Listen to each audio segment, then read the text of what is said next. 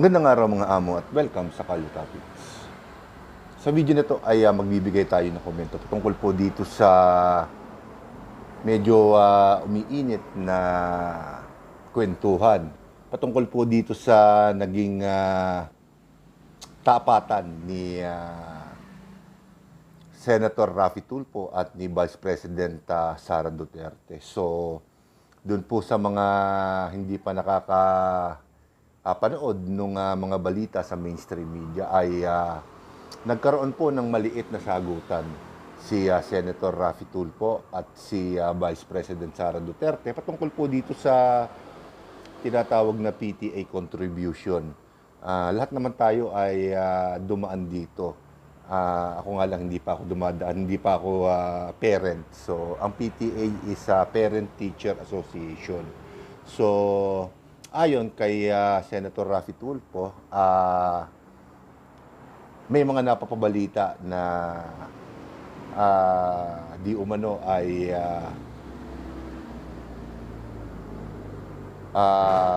paano ko masasabihin ito ng ng malambig kana. Wala na sigurong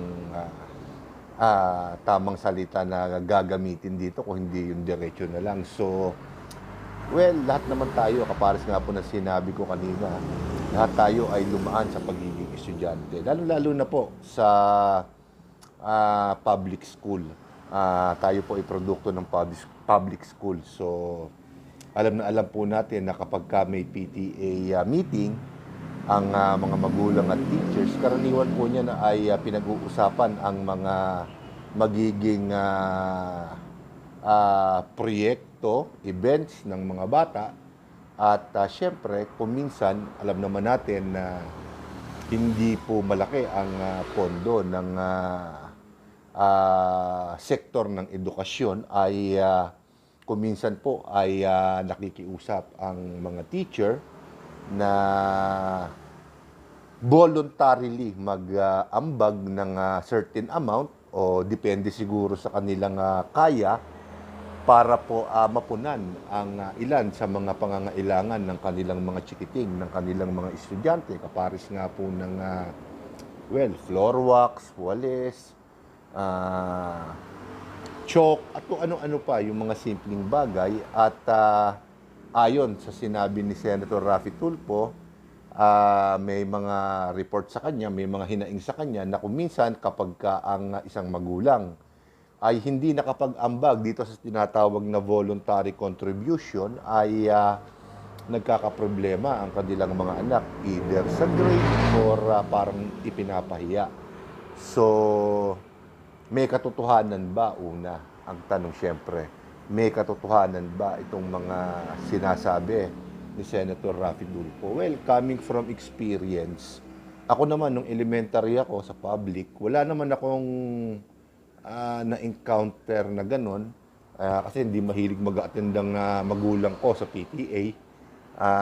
So, hindi namin alam kung may contribution bang hinihingi. Pero, sa experience ko, masasabi ko sa experience ko, wala namang ganon na kung hindi nakapag-ambag ang magulang ay bumabagsak ang estudyante.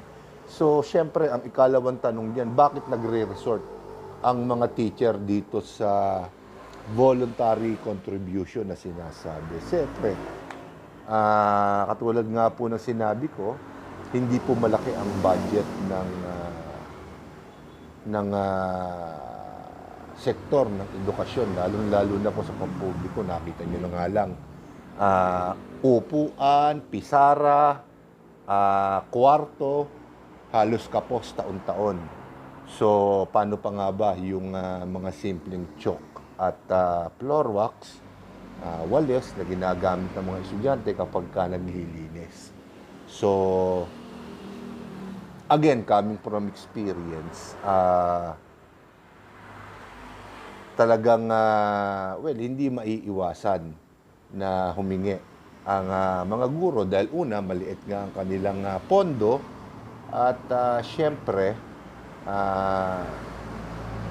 kung minsan nakikita naman natin, ako rin nakikita ko na ang aking teacher noon ay naglalabas ng pera mula sa kanyang sariling bulsa para lamang mapunan yung kakaunting mga kakulangan sa klase namin. Siyempre, hindi naman pwedeng laging ganun na sila ang mag-aambag, sila ang mag-aabono. Dapat trabaho ng CHED yan. Ng DepEd pala, sorry, ng DepEd. Nagtataka lamang po ako sa tinagal-tagal po ng panahon, hindi ko pa nababalitaang na-address yung mga ganyan na yan. Hindi ba? So, doon sa sinasabi ni Senator Raffy Tulfo, may konting punto siya ron. Ngayon, sumagot naman dito si Vice President Sara Duterte na kung ayaw niya, kasi parang ang nag-trigger kay kay BP Sara dito ay yung sinabi ni Senator Raffy Tulfo na baka makita ng mga kabataan o makita ng ibang mga guro na pwede yung ganon pagmula ng korupsyon. So, siguro doon sa sistema, kasi konti lang din naman yung napanood ko. Tiningnan ko na lang ito ayon doon sa nakita ko sa mainstream media. So, dito lang masasabi ko na hindi naman siguro ganon ang pakahulugan ni Senator Raffy Tulfo patungkol po diyan. Kasi may mga nagsasabi na kapares yung title ko sa taas na binabangga na ba ni Senator Raffy Tulfo si Vice President Sara Duterte. Sa tingin ko, hindi naman po.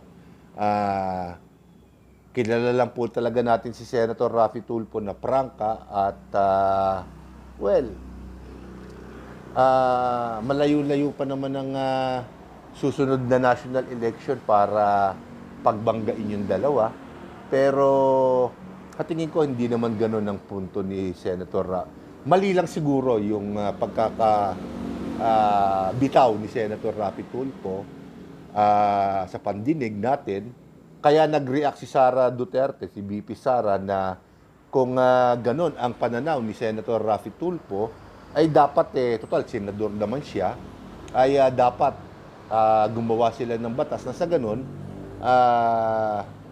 mapigilan yung ganong mga pangyayari, yung voluntary contribution nga na tinatawag.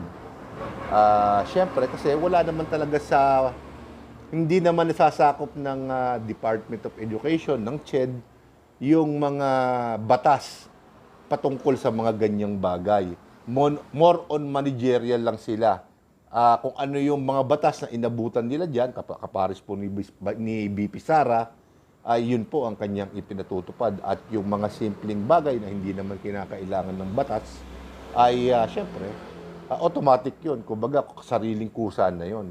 Pero pagdating po siguro dito sa voluntary contribution sa pera, at kung sa pananaw po ng ilan nating mga senador, mga lawmakers, ay pagmumula ng korupsyon, di dapat gumawa nga talaga sila ng batas na sa ganun, may tungtungan yung DepEd o kaya yung CHED secretary para mai-implement nila ng legal. Kasi siyempre, pagdating sa ganyan, may mga loophole pa yan. Halimbawa, hindi nga pwede yung hindi bawal na yung voluntary contribution. Paano kung fundraising naman? Hindi ba pwede rin pagmulan ng korupsyon yan? So, dapat gumawa ng malinaw na batas, guidelines, na sa ganun maibigay sa CHED at sa Department of Education na maipatupad nila ng maayos. Hanggang memo lang nga ang magagawa ng sekretaryo diyan. Nabalitaan niya ron sa ganung eskwelahan na nagkakaroon ng voluntary contribution. Memo lang ang magagawa niya. Pwede niyang i-memo sa lahat, pero walang batas na tinutungtungan. Yon ang punto ni BP Sara doon. Hindi necessarily na nagbabanggaan sila kasi wala namang dahilan pa sa ngayon para magbanggaan yung dalawa. Dahil alam naman po natin na si Senator Raffy Tulfo ay masugid na taga-suporta sa ama ni BP Sara na si dating Pangulong Rodrigo Duterte. So hindi siguro magkakaroon pa, kung meron naman ng lakas ng loob si Senator Raffy Tulfo na banggain si BP Sara. Parang malabo pa sa ngayon. Siguro sa hinaharap, ng okray pa. Pero doon sa palitan ng yung sagutan nila na yun, wala akong nakikitang malisya kay Senator Raffy Tulfo. Ginagawa lang niya yung trabaho niya. In fact, kahit ako, kung nandun ako, sasabihin ko rin yun, pero hindi sa ganung pagkakasunod-sunod ng mga litanya na ginawa ni Senator Raffy Tulfo. Parang hindi maganda yung dating kay BP Sara. Ayun, ganun lang. Ganun lang ang aking pananaw doon. So, doon sa mga mag-uumpisa ng chismis, kasi nakikita ko rin sa ibang vloggers, sa ibang mga professional na parang gusto na nilang pagsabogin yung dalawa, wag muna po ngayon. Walang dahilan pa, ika nga, para pagsabongin yung dalawa. So, dito ko muna po tatapusin ang video na to at masusunod ko pa pong mga video, ibang paksa na naman po ang ating tatalakayan. So with that, ako po si Boss Dags. At kung dito sa channel na to, ako ang boss. Kayo naman po lahat ang mga amo ko. Marami pong salamat.